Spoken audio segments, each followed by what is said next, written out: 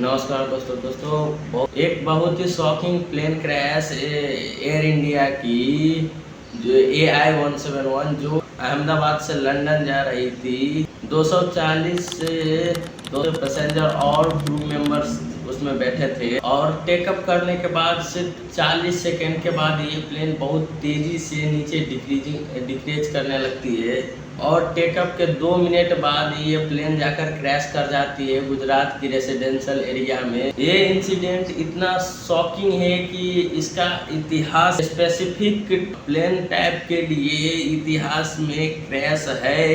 एक बियॉन 787 dream liner का plane था जिसका इतिहास में एक्सीलेंट सेफ्टी रिकॉर्ड है आज तक इतिहास का। यह प्लेन कभी क्रैश नहीं किया है। ड्रीम लाइनर का पहला प्लेन 2009 में क्रैश किया था।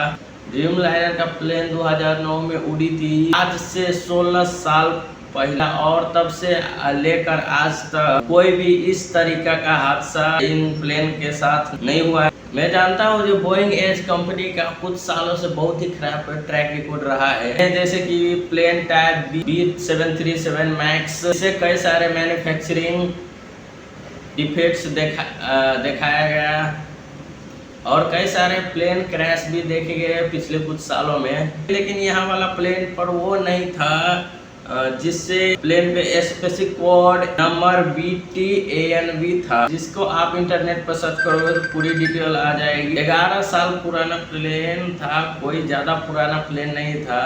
ड्रीम लाइनर का लाइफ स्पेंस रहता है लगभग 20 साल से 30 साल के बीच। जो पायलट इसे उड़ा रहा था वो उसको 8200 फ्लाइट आवर्स के एक्सपीरियंस थे, जो कि बहुत अच्छा बात होता है। अगला सवाल आप लोगों का दिमाग में आया होगा जे क्या मौसम खराब थे वहाँ के? 1:30 बजे के दोपहर में ये प्लेन क्रैश हुआ।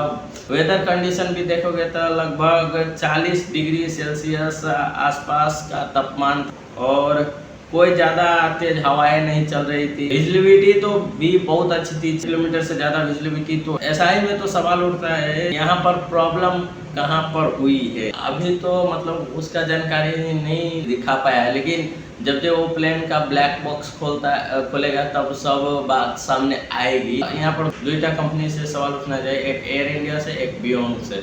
2टा कंपनी से सवाल उठाना चाहिए।